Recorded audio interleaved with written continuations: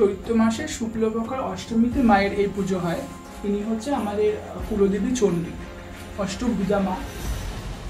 মায়ের এক পায়ের নিচে পদ্ম এবং অন্য পায়ের নিচে অবস্থান করছেন সিংহ। দুই পায়ের মাঝখানে মা চণ্ডী বধ করছেন চণ্ডাসুরকে। আমরা মূলত কালী, দুর্গা, মনসা, শীতলা এইসব দেবীর নামে পূজা শুনেছি, কিন্তু চণ্ডী পুজোটা এইভাবে খুব কম জায়গাতেই দেখা যায়।